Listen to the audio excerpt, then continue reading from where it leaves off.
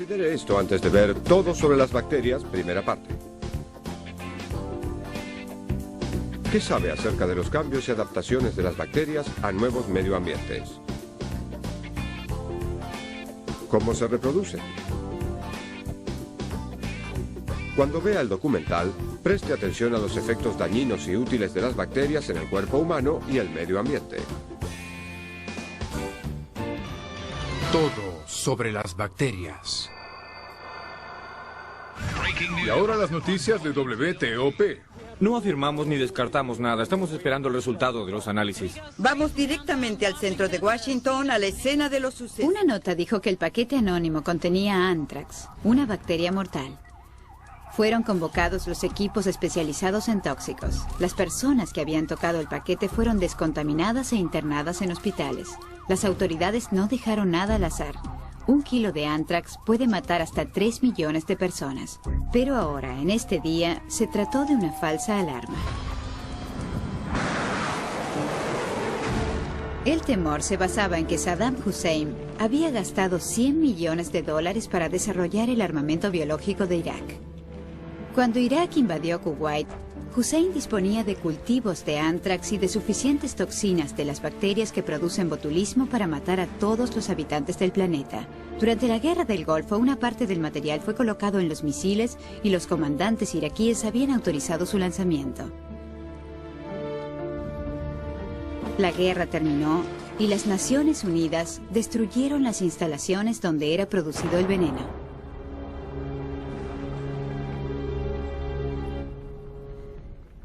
Aunque no haya guerra, existe el riesgo de las enfermedades producidas por bacterias que circulan todos los días entre nosotros, como la pulmonía, salmonelosis o meningitis. Las enfermedades infecciosas han sido la mayor causa de mortandad en la historia de la humanidad. En los Estados Unidos, constituyen actualmente la tercer mayor causa de mortandad.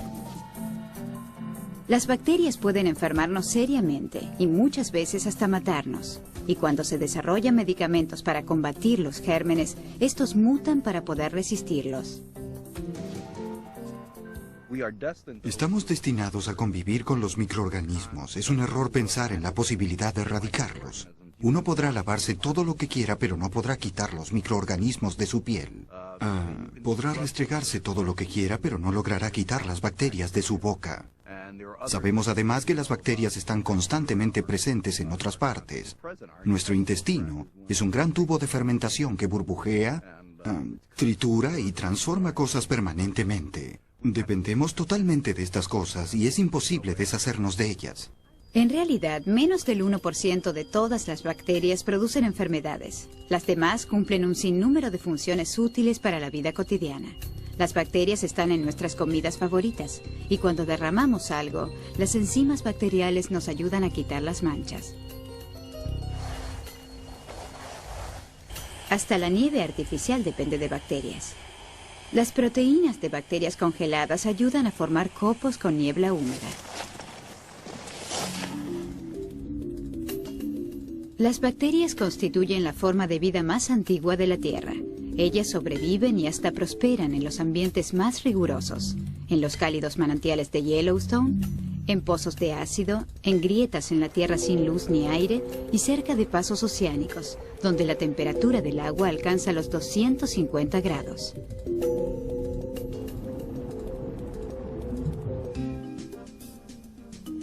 Esto es una bacteria, un organismo unicelular que tiene su propia rama en el árbol de la vida. De este lado están las margaritas, ardillas y personas, porque sus cuerpos están formados por muchas células.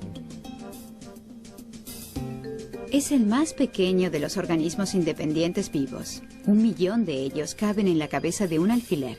Los virus son 100 veces más pequeños, pero deben alojarse en una célula para sobrevivir. Las bacterias se presentan en varias formas y tamaños, y para reproducirse simplemente se dividen. En varias especies, la célula se divide cada 20 minutos. Las bacterias nos han estudiado con más detención y cariño que cualquier otra criatura. Ni su perro podría ofrecerle tanta devoción. Ellas han explorado, comprendido y aprovechado cada rincón y cada grieta para poder entrar al cuerpo. Nacemos libres de bacterias, pero en pocas horas somos colonizados por unas 400 especies de microbios en nuestra piel, intestinos, boca, narices y garganta. Hay más bacterias en nuestras bocas que habitantes en el planeta, y más bacterias que células vivas en nuestros cuerpos. Miles de millones nos ayudan a digerir nuestra comida.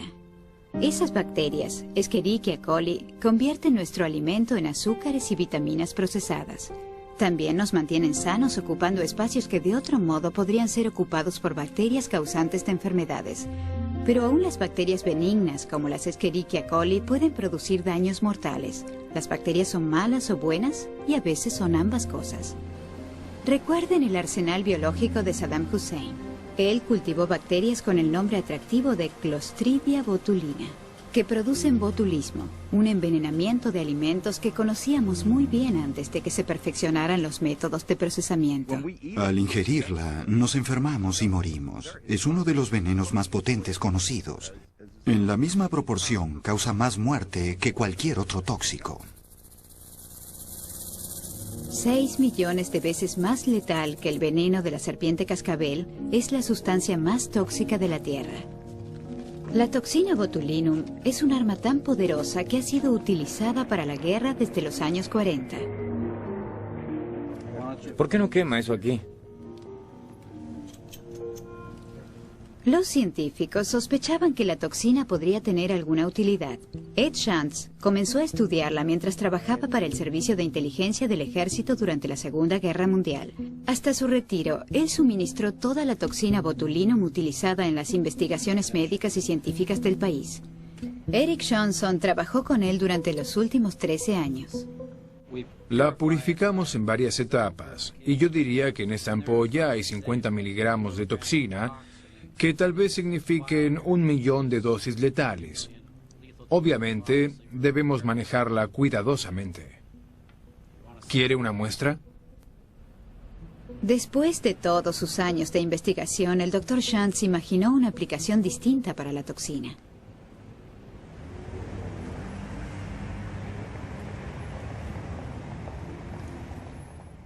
Al principio comenzó con un pequeño dolor en la base de la nuca. Luego, mientras conducía un automóvil, de pronto mi cabeza se inclinó hacia la izquierda. Y la única manera de enderezarla fue empujándola con la mano. Howard Till sufre de tortícolis espasmódica, una afección dolorosa causada por músculos hiperactivos que doblan el cuello y pueden tirar la cabeza de una persona hacia adelante, atrás o a un costado. Cerca de 150.000 norteamericanos sufren esta enfermedad. Usted quiere romper la máquina.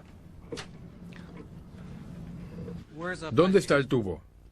El Dr. Shantz pensó que si la toxina paralizaba los músculos, tal vez una ínfima cantidad de la misma podría relajar los músculos hiperactivos. Ahora vamos. Oh, Dios. Me encanta oír eso. Respire hondo. En una dosis 1000 veces más pequeña que la dosis mortal, la toxina letal cura. Muy bien. Falta una. Desde el momento en que recibí mi primera inyección, el dolor desapareció. Fue una sensación realmente increíble, como volver a vivir. Es una ironía tomar un veneno capaz de matar y que de pronto salve tu vida. Es una paradoja, pero es muy bueno. Las Clostridia botulinas son organismos extraños. En condiciones adecuadas se multiplican rápidamente en grandes cantidades. Luego, las células se destruyen a sí mismas y las bacterias mueren, liberando la toxina mortal.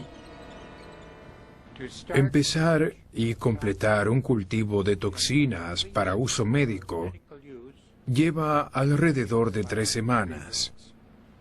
En ese lapso podemos preparar suficientes toxinas para abastecer a la profesión médica durante muchos años. Y todo está en este pequeño tubo que puede ver aquí. Hay investigaciones promisorias que indican que la toxina del botulinum podría ayudar a millones de personas que sufren de afecciones asociadas a una hiperactividad de los músculos como el mal de Parkinson, parálisis cerebral, esclerosis múltiple y el tartamudeo. El equipo de la vida. San Francisco está orgullosa de su pan especialmente fermentado con su corteza dorada. La leyenda cuenta que los mineros salieron precipitadamente en busca de oro, olvidando la masa de pan a medio terminar. Luego descubrieron que este tenía un sabor muy distinto al de otras horneadas. Sin saberlo, las bacterias se convertirían en el sabor de la ciudad. Este pan se hace a partir de una primera masa fermentada. En Boudin, desde 1849, se utiliza todos los días una masa inicial o masa madre. Willie Joseph ha sido panadero en Boudin durante 33 años. Colocamos harina, agua, masa madre y las mezclamos durante 10 minutos. Es una masa fermentada normal. Con harina y agua y la masa madre es fresca todos los días. Cada día se aparta un trozo para el día siguiente. Y eso es lo que la hace fermentar. Sin esa masa madre, el pan no le varía.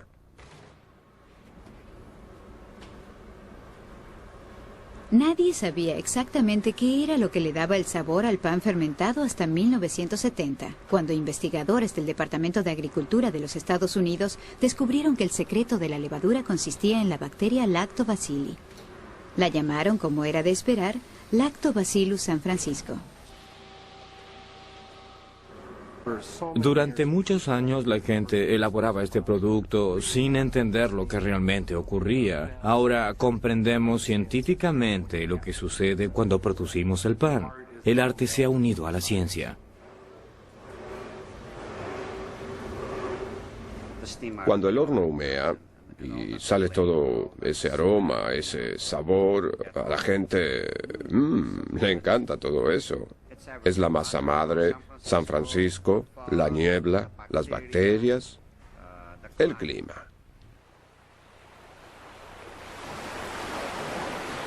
¿Quiere un vaso de leche y una tajada de queso sobre el pan? Llame a las bacterias.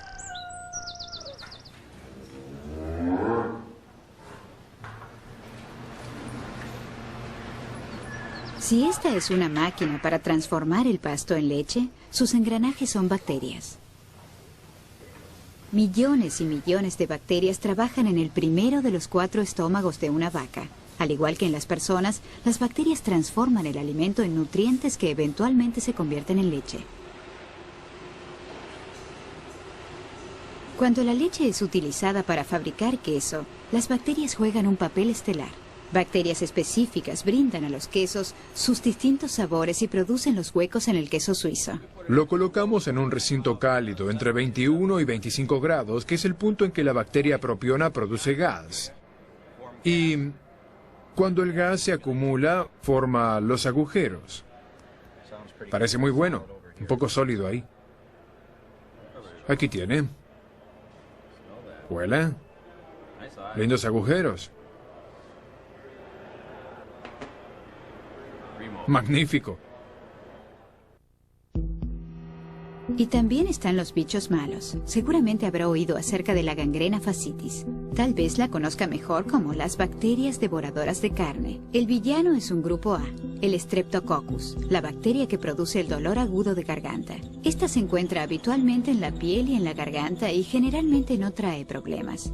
Pero otra afección puede matar con una velocidad aterradora. En 1994, en Inglaterra murieron 11 personas por una bacteria que destruye los tejidos humanos a la velocidad de 2,5 centímetros por hora. Los brotes de esta enfermedad ocuparon los titulares y cultura popular. Por favor, díganos que no es nada. Tiene fascitis gangrenosa. La mordió un caimán. Oh, Dios mío. Un momento, ¿por qué, Dios mío? ¿Fascitis? ¿Es lo que yo creo?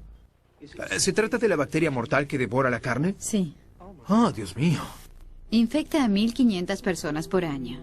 Puede parecer reconfortante que más personas son embestidas por un tren que afectadas por esta bacteria. O quizá no. No es momento para entrar en pánico. Hay una infección de Streptococcus de origen desconocido. 2 pacientes han muerto y el ministro de Salud está en mi oficina. ¿Cuándo es un buen momento para entrar en pánico? Estas son enfermedades agresivas que se producen cuando el Streptococcus entra en la sangre, pulmones o músculos. En 1990 cobraron la vida de Jim Henson, el creador de los Muppets. ¿Quiénes y por qué contraen estas afecciones de las bacterias del grupo A sigue siendo un misterio? Hoy, en el hospital de niños, los médicos declararon que uno de los niños envenenados en la hamburguesería falleció esta mañana debido a complicaciones.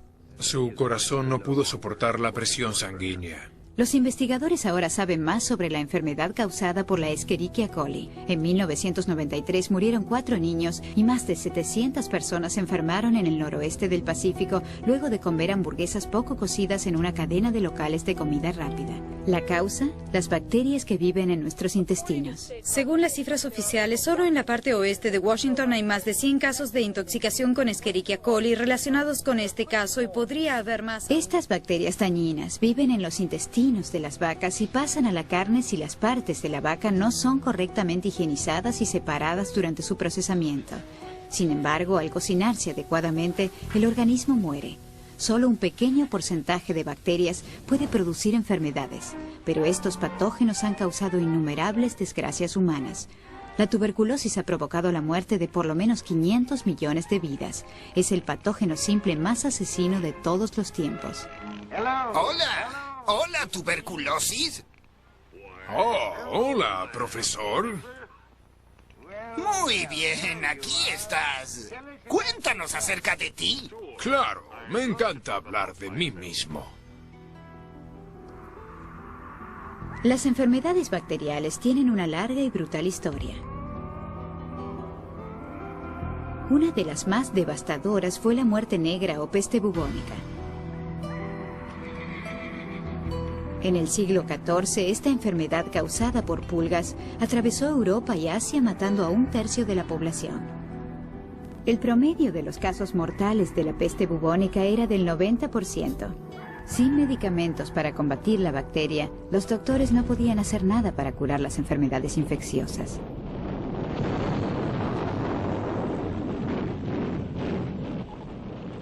La lucha continuó hasta el siglo XX, cuando un descubrimiento casual cambió el curso de la historia de la medicina. En su viaje de regreso, los aéreos traen heridos a los hospitales británicos. La gangrena que produjo millones de muertes durante las guerras del pasado ha sido derrotada por el milagro de la penicilina. Los científicos están elaborando... El milagro comenzó en 1928, cuando un científico británico llamado Alexander Fleming salió de vacaciones. No se preocupó en limpiar y dejó sus cultivos de bacterias en el lavatorio. Cuando regresó, notó que un plato se había enmohecido. El moho mató las bacterias, pero Fleming no lograba estabilizarlo o purificarlo. Esto requirió un equipo de 4 hombres de Oxford y 10 años. La droga fue llamada como el moho, Penicillium, que se convirtió en penicilina. Gracias al plasma y a la penicilina, miles de hombres podrán regresar a sus casas y a sus agradecidas familias. El futuro mundo de paz cosechará los beneficios de este gran descubrimiento médico de los tiempos de guerra. La penicilina fue el amanecer de una nueva era de la medicina. Finalmente, los médicos tenían el poder de curar. La humanidad parecía haber logrado vencer las enfermedades infecciosas. En los años 40, cuando el empleo de antibióticos se hizo general, se produjo una gran euforia, porque estábamos curando cosas como la intoxicación de la sangre con Streptococcus, pulmonía, sífilis, gonorrea y todas esas enfermedades. Era realmente un milagro. El pequeño Elisha, de 4 años, estaba enfermo. Y su madre vivía muy preocupada. No quería comer, no quería jugar, no quería hacer nada. Se quedaba ahí acostado. Dijo que le dolía el pie. Le pregunté si había pisado algo o si se había lastimado. Dijo que no. Era muy extraño. Cuando vi que su fiebre no bajaba, me di cuenta de que era algo serio. Vivian, una madre de 5 hijos con experiencia, nunca había visto algo igual. Luego de 2 días de intensa fiebre, llevó a Elisha al hospital. ¿Te duele cuando hago esto? ¿Duele cuando toco aquí? Vivian se enteró que la fiebre y el dolor de Elisha eran causados por una infección bacterial en su pie. La bacteria, llamada Pneumococcus, generalmente produce infecciones en el oído, pero en el caso de Elisha entró a su corriente sanguínea y se alojó en el hueso. Los médicos recetaron antibióticos esperando que Elisha mejorara en un par de días.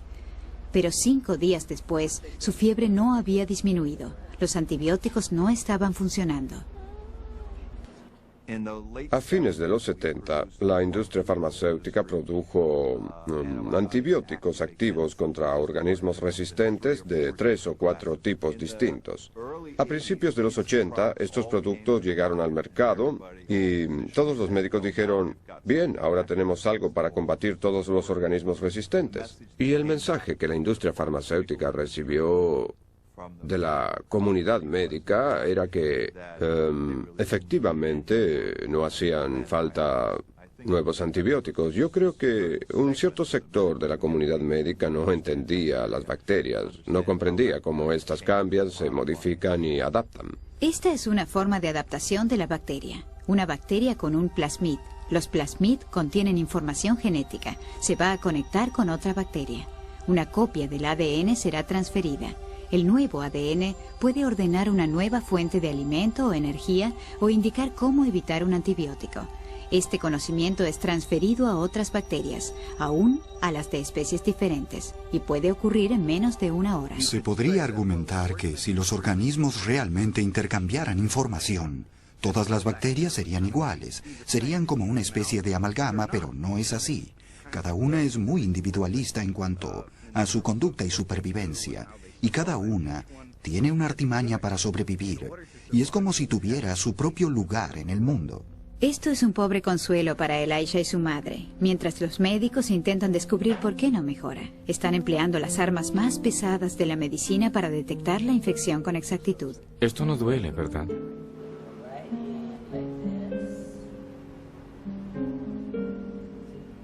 Los médicos recogen bacterias de su pie en la sala de operaciones y luego las cultivan en el laboratorio para averiguar por qué el medicamento no funciona.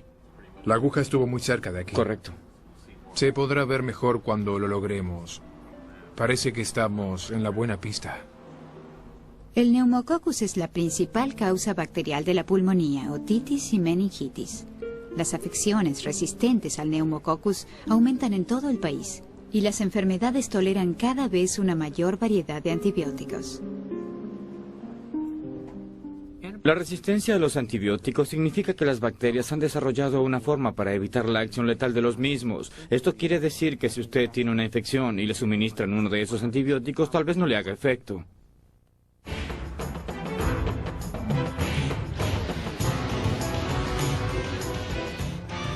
Todo sobre las bacterias. Fin de la primera parte.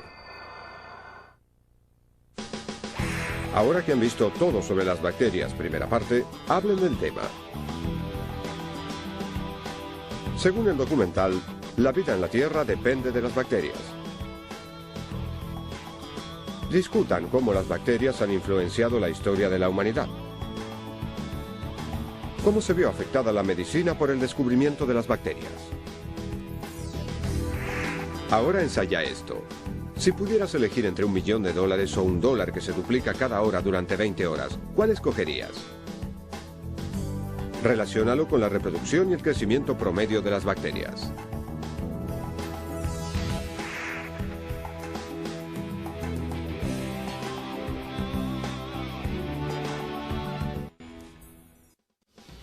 Considera esto antes de ver Todo sobre las bacterias, segunda parte.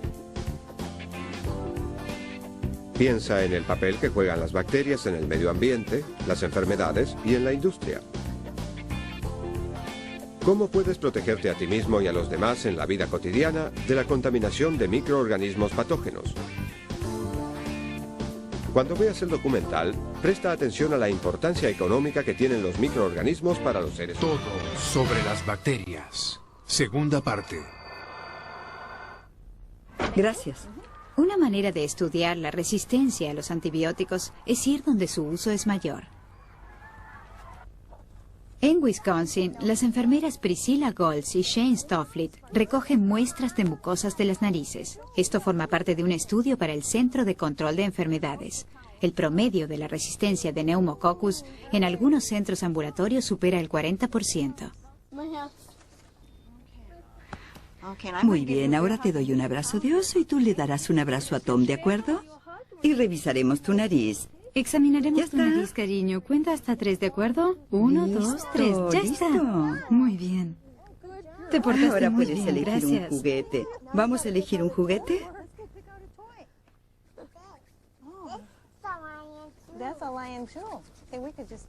¿Se quedan todo el día? Sí. Los centros ambulatorios son considerados con frecuencia como excelentes campos de cultivo para nuevos y resistentes organismos.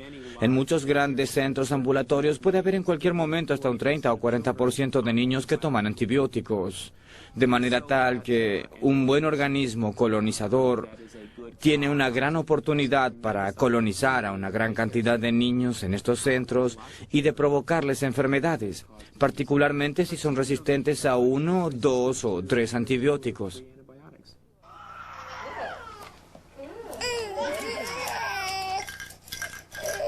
Millones de niños toman antibióticos contra las infecciones en los oídos o para prevenirlos. Si el medicamento no mata todas las bacterias, la infección vuelve y se recetan más antibióticos. Los médicos están preocupados por el abuso de estas drogas, pero no encuentran alternativas. ¿Se acuerda que hemos hablado sobre la bacteria llamada neumococo? Sí. Se trata probablemente de la causa bacterial más común de las infecciones a los oídos, y es la que muestra mayores señales de no responder bien a los antibióticos. Oh, sí. Hola, hola. Mírate, mira tus oídos. Aún tiene mucho líquido. Tomará un tiempo para que el líquido detrás del tímpano salga o se reabsorba. De acuerdo. Viendo el aspecto de sus tímpanos, creo que deberíamos suministrarle un antibiótico De acuerdo. preventivo que deberá tomar durante 4 a 6 semanas, por lo menos. De acuerdo. Cuando se sienten muy incómodos y obviamente molestos, Sí. es difícil dejarlos así. Especialmente para una madre. Y si llegara a provocarle una erupción, Con frecuencia se suelen recetar antibióticos aún en casos en que no son de ayuda alguna. 18 millones de recetas se extienden anualmente para resfríos causados por virus. Creo que la enorme cantidad de antibióticos que se utilizan en el mundo anualmente contribuyen al problema de la resistencia de las bacterias en una comunidad, que luego se convierte en un problema en el hospital, después en un problema para los demás centros de salud, y todo está relacionado de forma inextricable. Durante los 50, los animales también recibieron antibióticos. Las drogas no solo controlaron las enfermedades, sino que por razones que aún no se entienden, promovieron el crecimiento de los animales. Actualmente, la mitad de los antibióticos utilizados en los Estados Unidos son empleados en la nutrición animal. Este cerdo será alimentado con penicilina y tetraciclina antes de ser enviado al mercado. Aún los vegetarianos reciben sus dosis. Frutas y vegetales también son rociados con antibióticos. No puedo imaginar un microbiólogo que diga que la aplicación difundida de antibióticos no hace más que seleccionar los organismos resistentes a los mismos. Y si esa es la consecuencia y hay razones económicas para ello, tal vez sea lo que el público quiere. Pero entonces también habrá que pagar las consecuencias. Es decir, que estos antibióticos dentro de un tiempo, en un futuro cercano, ya no serán útiles para tratar enfermedades. el laboratorio nos informó acerca de la segunda muestra. Demostró una gran resistencia al antibiótico que estaba tomando. No solo es resistente a ese antibiótico, en realidad también se resiste a otros 2 que podrían emplearse. Afortunadamente nos queda uno. Es un antibiótico llamado vancomicina. ¿Ya está preparado? La vancomicina es considerada el último recurso en antibióticos. Es muy potente, costosa y puede resultar tóxica. Elijah deberá recibir este medicamento en forma intravenosa durante 5 semanas, incluso luego de volver a su casa. Un cambio drástico desde las infecciones de neumococcus del pasado, cuando bastaba con una cucharadita de medicina rosada 2 veces al día. Hay una honda preocupación acerca de la disponibilidad de antibióticos para tratar algunos organismos resistentes. Para algunos de los problemas más serios en este momento, en realidad existe un solo antibiótico. Se teme, por lo tanto, que se llegue a generar también una resistencia a ese antibiótico especial, lo cual significaría un gran problema. La primer causa de las infecciones hospitalarias es el Staphylococcus aureus. Durante los últimos años, el aumento en el número de afecciones que se resisten al mismo ha encendido la alarma. Entre las afecciones hospitalarias del Staphylococcus aureus, muchas son resistentes a todo excepto a la vancomicina, pero si estas afecciones comenzaran a resistirse también a esta, podríamos tener que enfrentarnos a enfermedades causadas por un organismo resistente común. Las salas de nuestros hospitales de los 90 podrían llegar a parecerse a las de los años 30, cuando aún no existían los antibióticos. Entonces, había personas muriéndose de tifus, tuberculosis, difteria o pulmonía, y no teníamos mucho para ofrecerles como terapia. En Colorado, el sol brilla casi todos los días del año. Acaba de ocurrir. Un paciente en un hospital de Tokio desarrolló una infección de Staphylococcus resistente a la vancomicina. Si la afección llegara a los Estados Unidos, como ha sucedido en el pasado, los médicos tendrán pocas opciones.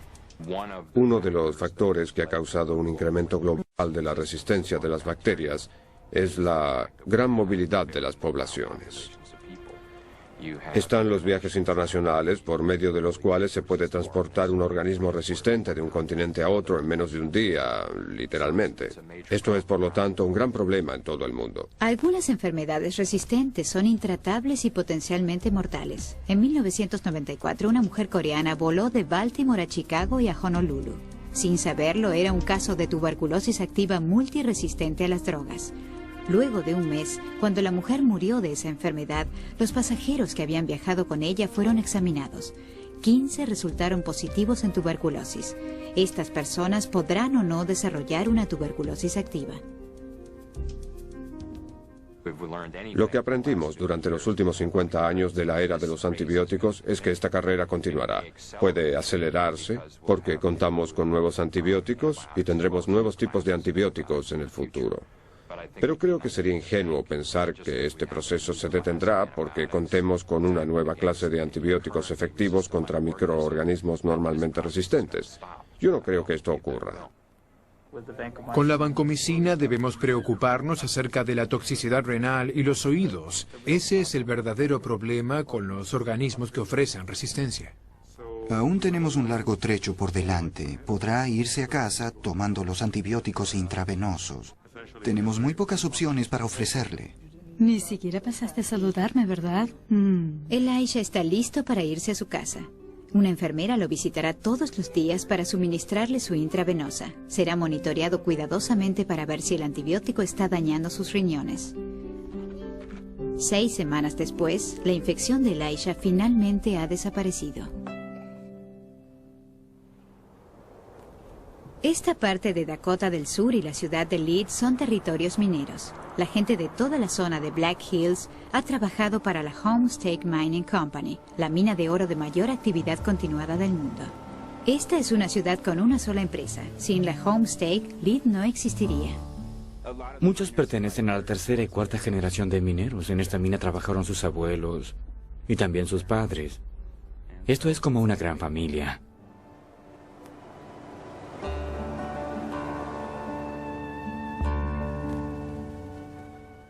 Sí, mira aquí en esta mesa. Esto es solo un tamiz para oro automático. Hace lo mismo que los antiguos trabajadores en el arroyo, solo que es más eficiente y lo hace a mayor velocidad y con mucho más material. Observe esa pequeña veta dorada que baja por la mesa. Eso es el oro. Pero esa veta es solo la mitad del oro de esta roca. Para extraer el resto, la piedra es puesta en enormes tanques de cianuro. El cianuro disuelve el oro como el agua al azúcar. Produce una solución pura del mismo. Luego de extraer el oro, la solución de cianuro era arrojada en el desaguadero de la ciudad, matando todo lo que había en el agua. Durante más de 100 años, el riachuelo fue negro. La Agencia para la Protección del Medio Ambiente le dio un plazo de 1 año a la Homestake para desarrollar un plan para eliminar el cianuro del riachuelo. Los directores de la mina no sabían bien cómo resolver el problema manteniendo la rentabilidad de la mina. Para la gente de Lead, Dakota del Sur, las ganancias de la Homestake significaban empleos. Además del cianuro, hay muy pocas cosas que disuelvan el oro, y son aún peores que el cianuro mismo. El jefe ejecutivo de Homestake agregó otro desafío: purificar el arroyo lo suficiente para criar truchas. Homestake contrató al bioquímico local Jim Whitlock. Whitlock y su equipo decidieron aplicar su experiencia en microbiología para hacer algo diferente. Partimos del simple conocimiento de que las bacterias pueden resistir el cianuro, y sabíamos que algunas bacterias pueden tolerar bastante más cianuro que otras. De hecho, identificar bacterias en base a la cantidad de cianuro que podían tolerar era un hecho normal. Examinamos eso en profundidad y descubrimos que las bacterias parten la molécula de cianuro en dos para poder utilizarla como fuente de alimentación. Eso fue lo único que descubrimos que pudiera servirnos para el trabajo, por lo tanto teníamos una sola opción y debía funcionar. Nos daba un poco de miedo. Y funcionó. Hoy todo el agua de la mina subterránea es filtrada a través de estos tanques. Cada tanque contiene alrededor de 10.000 kilos de bacterias pseudomonas adheridas a discos de plástico. A las bacterias les gusta pegarse a las cosas y tienen una pequeña cola que utilizan para impulsarse dentro del agua. Luego desechan la cola y segregan una baba con la que se adhieren al disco de plástico mientras este gira muy lentamente, a 1,5 vueltas por minuto, parcialmente sumergido en el tanque de agua. Las bacterias adheridas al mismo pasan por el agua y por el aire.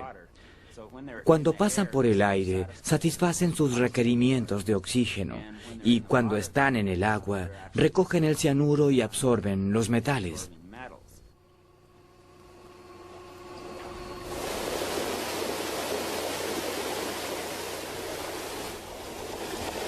Cada día, unos 15 millones de litros de agua limpia salen de la planta de tratamiento para entrar al riachuelo Whitewood Creek.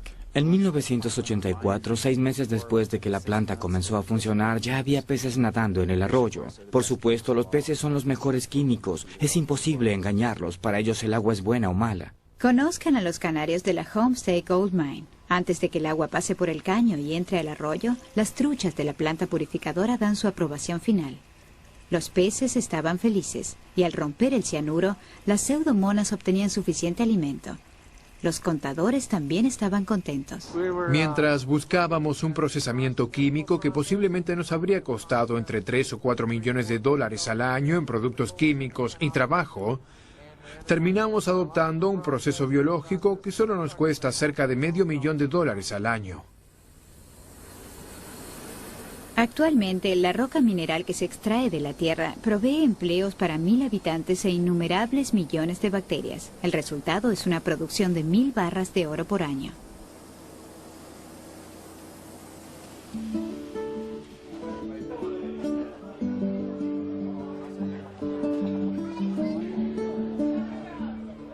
Para mí, regresar a casa, al lugar donde crecí, y formar parte de un equipo que limpió y cambió completamente una región, fue muy gratificante, particularmente porque se trataba de mi hogar. Vuelvan hoy y hagan una prueba de respiración para ver si los antibióticos han funcionado o no. 1 de cada 10 adultos padecen úlceras que no están relacionadas con el estrés. Ahora conocemos la verdadera causa, el Helicobacter pylori, una bacteria de acción retardada en forma de espiral que se reproduce en el estómago. Esta bacteria se detecta con una simple prueba para luego poder iniciar un tratamiento con antibióticos.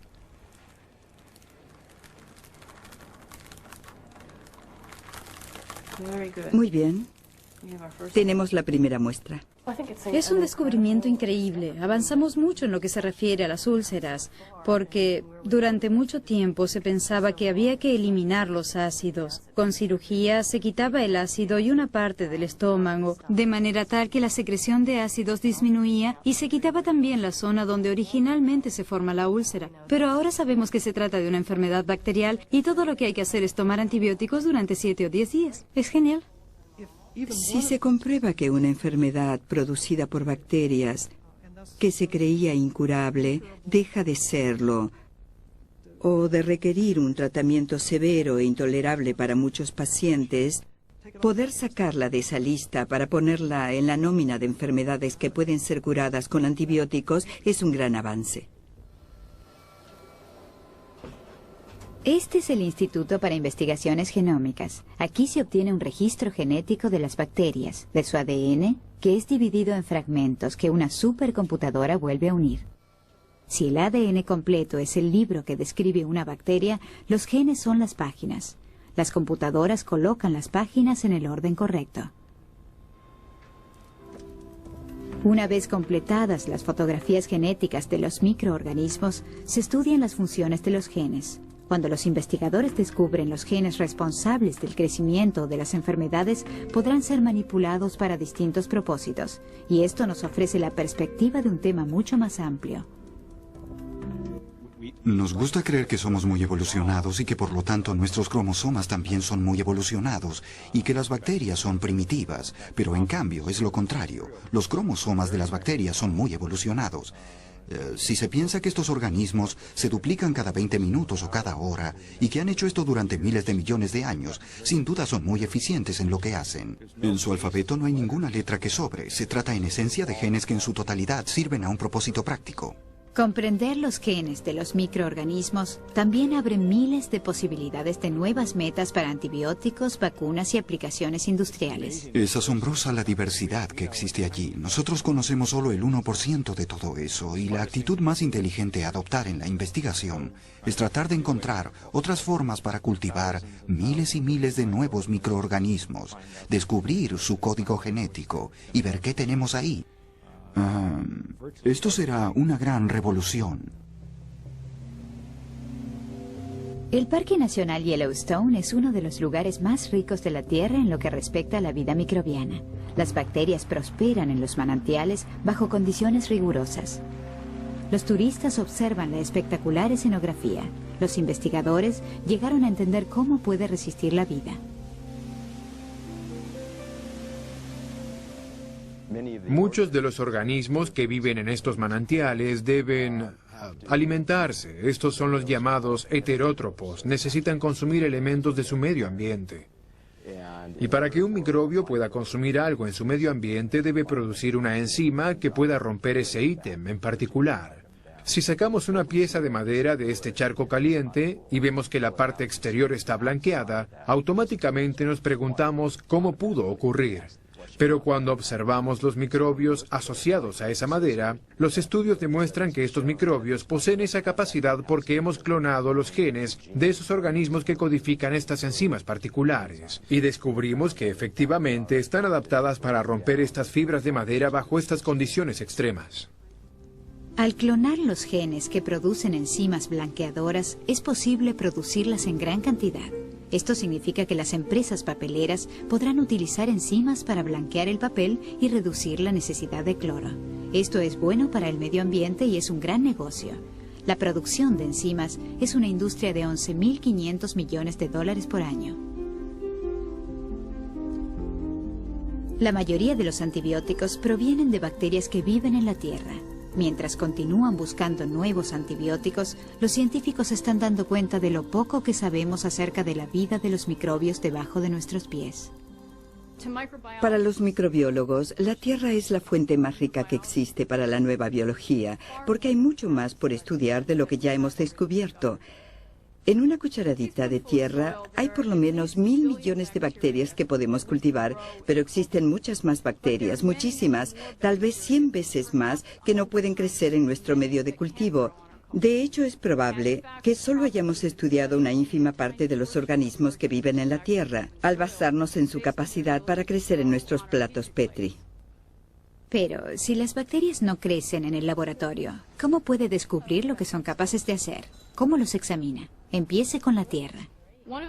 Una de las cosas que hemos hecho es extraer los genes de las bacterias directamente, sin cultivarlos antes, sacando su ADN de la tierra para encadenar luego sus piezas y describir los organismos que viven en esa tierra. De ese modo, descubrimos que la mayoría de los organismos de la tierra aún no han sido descritos.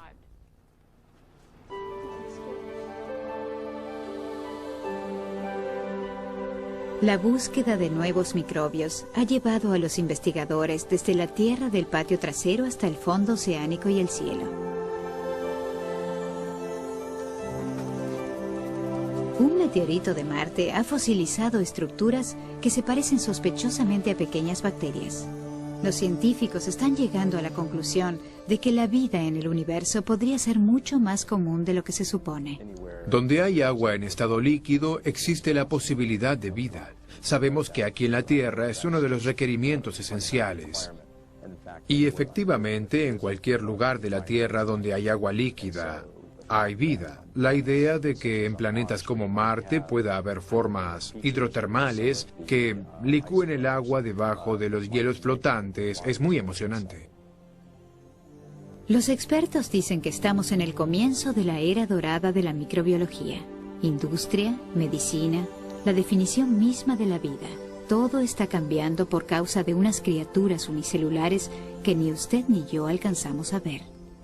Todos los microbiólogos deberían observar, por lo menos algunas veces al año, el agua de un estanque. Porque en estas épocas de técnicas ADN y alta tecnología, es muy bonito mirar por un microscopio cada tanto y observar la vida, esa diversidad de la vida. No se la puede colocar simplemente en un tubo al vacío y verla como una serie de A, T, G y C en un cromosoma. Eso no es la vida en sí misma. Por eso, habría que observar el agua estancada. Todos deberían hacerlo, y en ese instante comprenderían mucho más acerca del sentido de la vida que a través de cualquier otra experiencia que puedan tener.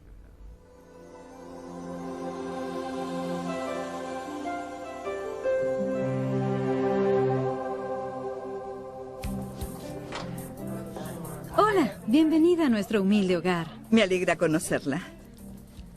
¿Recuerdas que te di la mano? Sí. Mira lo que hay en ellas. Oh, Dios mío. Esto demuestra cómo los gérmenes son transmitidos de mano a mano, persona a persona y desde las superficies. Bien, alcánzame la botella. Es la misma que usaré durante meses en la cocina. Correcto. Mañana pondré esto sobre mi pan italiano para darle sabor. Y ahí está la misma botella, mezcla de contaminación. Ahora lo frotamos. Sí, hay que frotarla con un poco de esto hasta arriba. ¿Quieres un poco de sal? Sí, eso estaría bien. Pensé que la mezcla de contaminación era buena. Luego recordé la mezcla de polinización. ¿De qué mezcla de polinización estás hablando, Fran? Por favor, tráigame mi silbato. Eso estaba bien. Esto Increíble. está mal. No podría haber indicado mejor esa definición, Fran. ¿Quieres quedarte el resto de la tarde conmigo?